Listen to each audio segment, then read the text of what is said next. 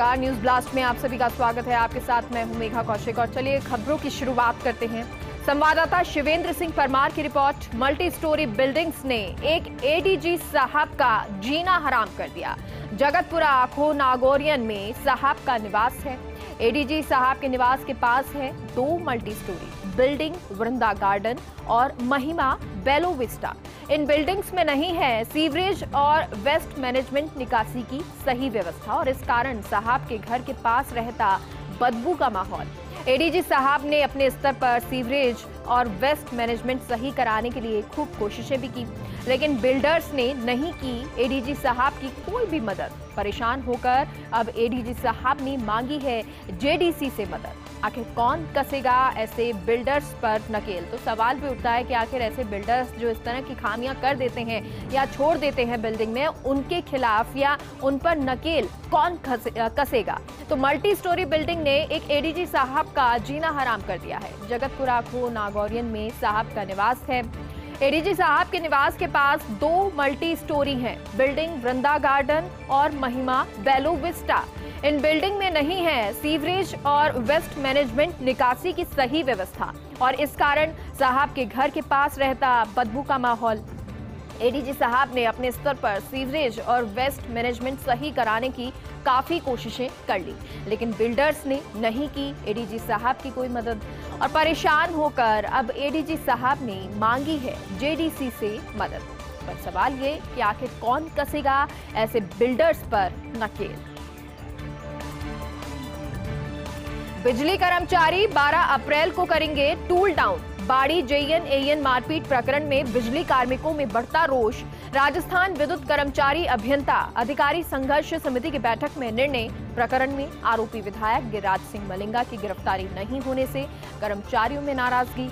संघर्ष समिति के बैनर तले बिजली कार्मिक कल शाम जयपुर में कैंडल मार्च निकालेंगे और इस दौरान सभी जिला मुख्यालयों पर भी बिजली कर्मचारी कैंडल मार्च निकालकर शक्ति प्रदर्शन करेंगे। इसके बावजूद विधायक की नहीं होती गिरफ्तारी तो 12 अप्रैल को कार्य बहिष्कार की चेतावनी दी गई है और इस दरमियान राजधानी जयपुर में बिजली कार्मिक एकत्रित होकर बड़ा प्रदर्शन करेंगे। तो बड़ा प्रदर्शन होगा, बिजली कार्मिक एकत्रित होकर साथ मिलकर ये प्रदर्शन करेंगे और बिजली कर्मचारी 12 अप्रैल को टूल डाउन करेंगे।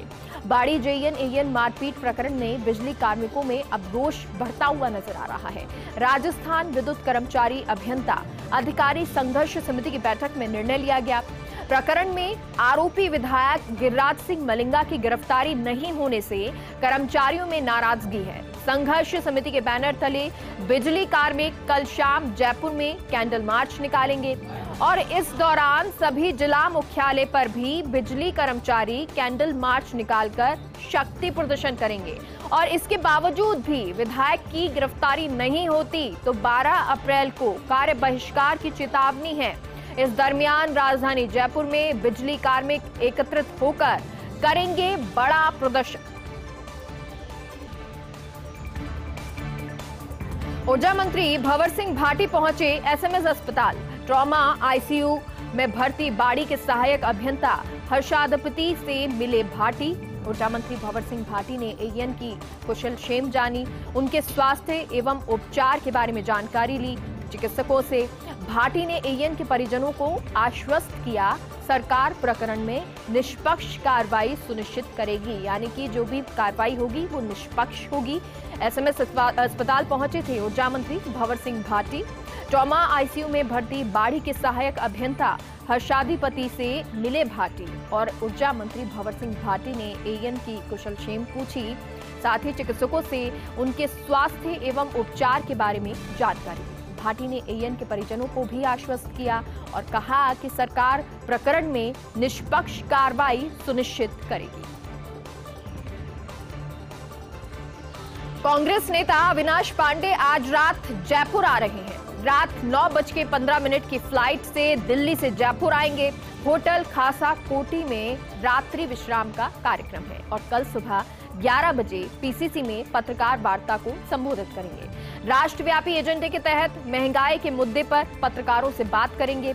अपने प्रदेश दौरे में मुख्यमंत्री गहलोत कर सकते हैं मुलाकात गहलोत से हो सकती है। प्रदेश कांग्रेस के प्रभारी रह चुके हैं अविनाश पांडे और राजस्थान में कांग्रेस की सरकार बनाने में उनका योगदान रहा था। कल दोपहर में दिल्ली वापसी का कार्यक्रम है। आज आएंगे और कल दिल्ली लौट जाएंगे, लेकिन इससे पहले आपको बता दें रात को 9:15 बजे की फ्लाइट है और 9:15 बजे की फ्लाइट से दिल्ली से जयपुर पहुंचेंगे। होटल खासा कोठी में रात्रि विश्राम का उनका कार्यक्रम है और कल सुबह 11 बजे पीसीसी में पत्रकार वार्ता को संबोधित करेंगे। राष्ट्रव्यापी एजेंडे के तहत महंगाई के मुद्दे पर पत्रकारों से बातचीत वो करेंगे और इस प्रदेश दौरे में मुख्यमंत्री गहलोत से भी वो मुलाकात कर सकते हैं। प्रदेश कांग्रेस के प्रभारी रह चुके हैं अविनाश पांडे और राजस्थान में कांग्रेस की सरकार बनाने में उनका योगदान रहा था। तो कल दोपहर दिल्ली वापसी का भी उनका कार्यक्रम है। इधर एसीबी की कार्रवाई, उधर परिवहन विभाग में हड़कंप मच गया। काफी दिनों के बाद फिर फूटा परिवहन में एसीबी का बम। राजसमंद डीटीओ के ट्रैप होने के बाद अब ये चर्चा अगला नंबर किसका, ड्राइविंग लाइसेंस के कमीशन को लेकर हुई है राजसमंद में कार्रवाई। परिवहन विभाग में ड्राइविंग लाइसेंस पर कमीशन लेने का खुलेआम खेल चलता है। महकमे के कुछ आरटीओ और डीटीओ कमीशन को लेकर बहुत ज्यादा बदनाम। एसीबी के रडार पर भी हैं विभाग के कुछ आरटीओ और डीटीओ। तो एसीबी की रडार पर हैं कुछ आरटीओ डीटीओ और इसके बाद क्योंकि जब ये कार्रवाई हुई एसीबी की तो उधर परिवहन विभाग में हड़कंप मच गया। काफी दिनों के बाद फिर परिवहन में एसीबी का बम फूटा। राजसमंद डीटीओ के ट्रैप होने के बाद अब ये चर्चा है कि अगला नंबर किसका होगा, क्योंकि ड्राइविंग लाइसेंस के कमीशन को लेकर राजसमंद में कार्रवाई हुई और परिवहन विभाग में ड्राइविंग लाइसेंस पर कमीशन लेने का खुलेआम खेल चलता है। महकमे के कुछ आरटीओ और डीटीओ कमीशन को लेकर बहुत ज्यादा बदनाम है।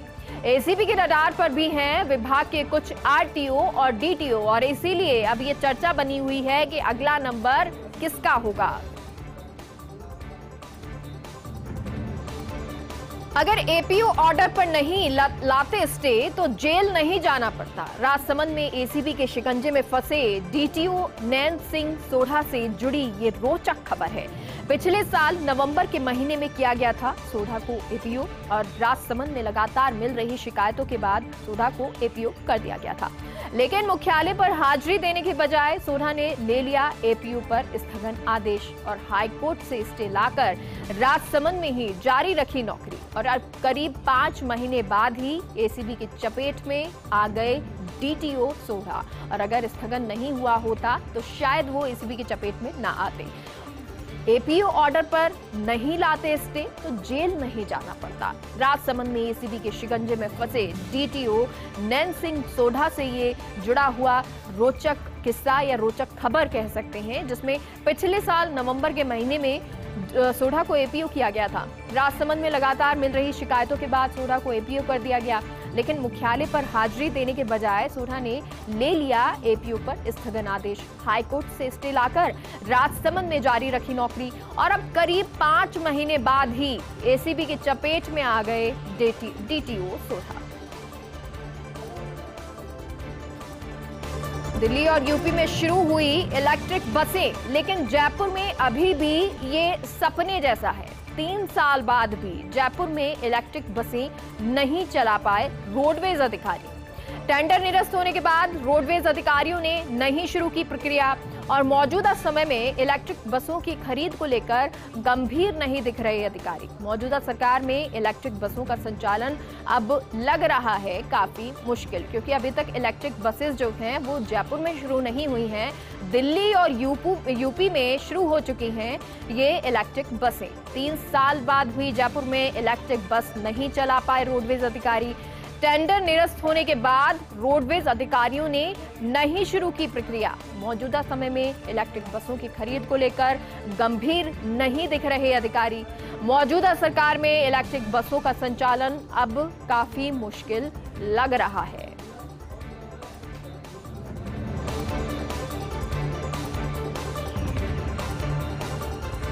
शहीद मुकुट बिहारी मीणा की प्रतिमा पहुंची झालावाड़ के गांव लढानिया। स्पीकर ओम बिरला के प्रयासों से स्थापित हो रही शहीद की प्रतिमा। शहीद की वीरांगना अंजना मीणा ने जताया स्पीकर बिरला का आभार। वीरांगना अंजना बोली, बिरला की वजह से मिला पति की शहादत को सम्मान। स्पीकर बिरला के कारण पूरा हुआ मेरा 4 वर्ष का संघर्ष और अब मैं कह सकती हूँ कि मेरा सिंदूर देश के काम आया। मुझे पति की शहादत पर गर्व। मुकुट मीणा सदैव के लिए अमर हो गए। 2 दिन पूर्व स्पीकर बिरला ने प्रतिमा को दिल्ली से रवाना किया था। तो आपको बता दें, प्रतिमा को दिल्ली से रवाना किया गया था। अब जब गांव पहुंची तो वीरांगना जो है वो खुश नजर आई। शहीद मुकुट बिहारी मीणा की प्रतिमा पहुंची झालावाड़ के गांव लढ़ानिया।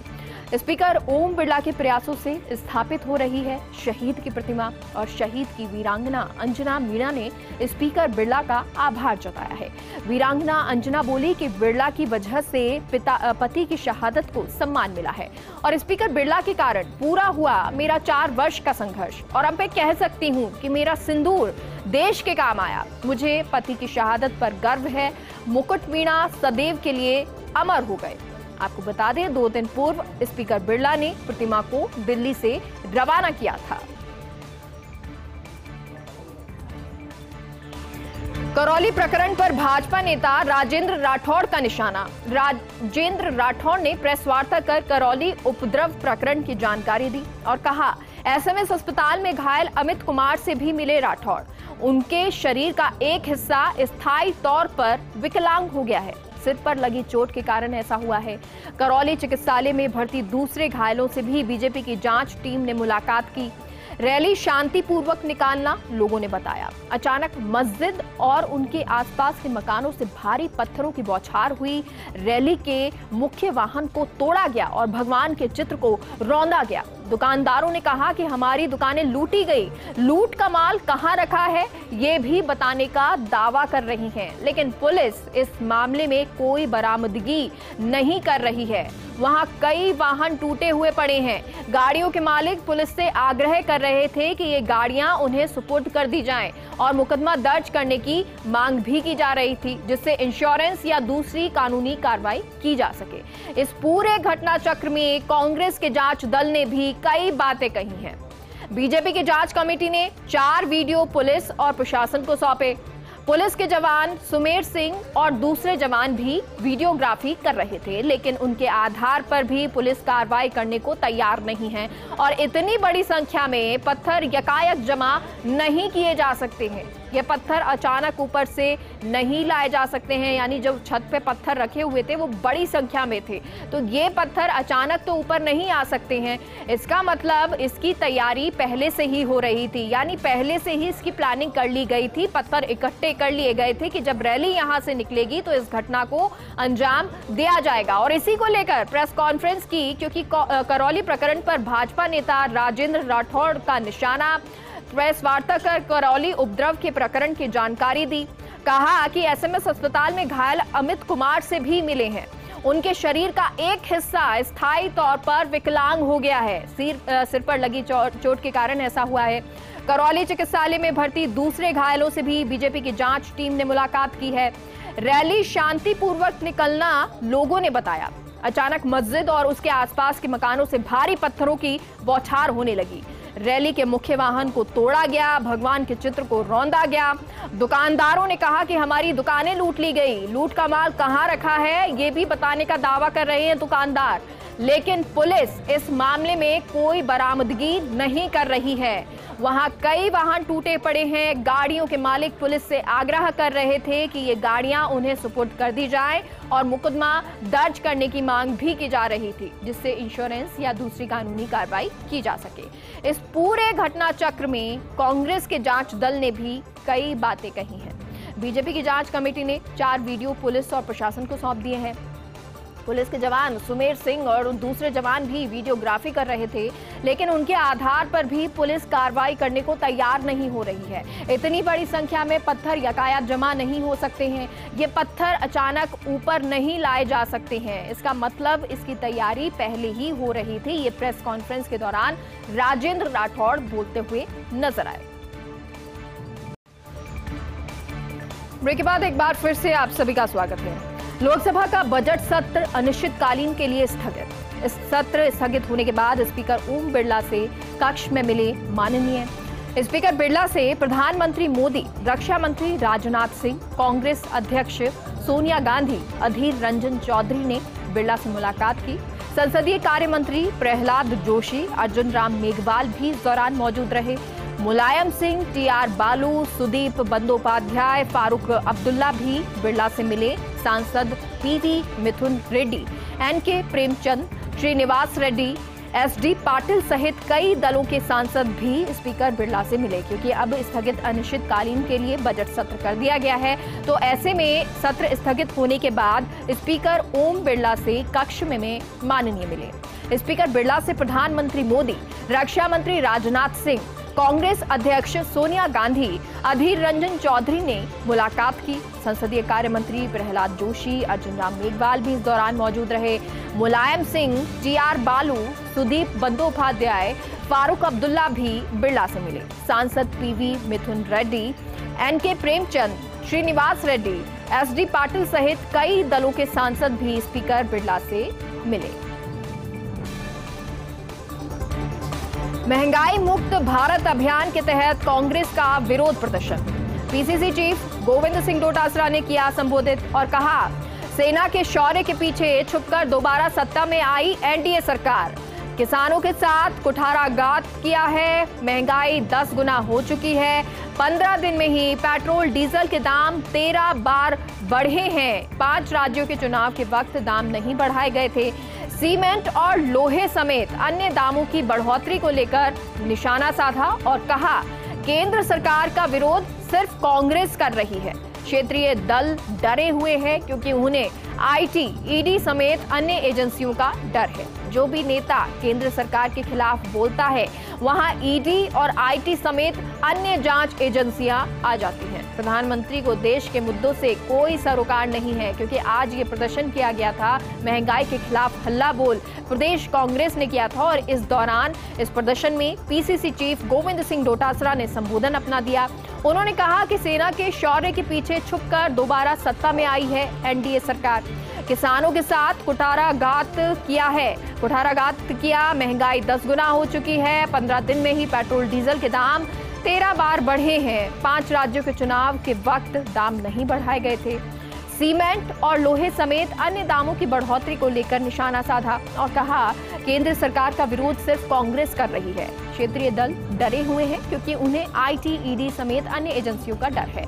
जो भी नेता केंद्र सरकार के खिलाफ बोलता है, वहां ईडी और आईटी समेत अन्य जांच एजेंसियां आ जाती हैं। प्रधानमंत्री को देश के मुद्दों से कोई सरोकार नहीं है। 12 सिविल लाइन में पार्क की जमीन पर बने अवैध कब्जे का मामला। अवैध 2 मंजिला मकान पर चला नगर परिषद का पीला पंजा। पूर्व सभापति कमल राठौर से संबंधित बताया जा रहा है ये अवैध निर्माण। आज इस अवैध निर्माण को ध्वस्त कर पार्क की जमीन को कराया गया अतिक्रमण मुक्त। करीब 6000 वर्ग फीट जगह में बनाया था अवैध 2 मंजिला मकान। सीओ मनोज गुप्ता, कोतवाली सीआई मांगेलाल यादव, पुलिस जाब्ता समेत नगर परिषद के कर्मचारी इस दौरान मौके पर मौजूद रहे। तो ये पीला पंजा चला 12 सिविल लाइन में पार्क की जमीन पर बने अवैध कब्जे का ये पूरा मामला है, जहां अवैध 2 मंजिला मकान पर नगर परिषद का पीला पंजा चला।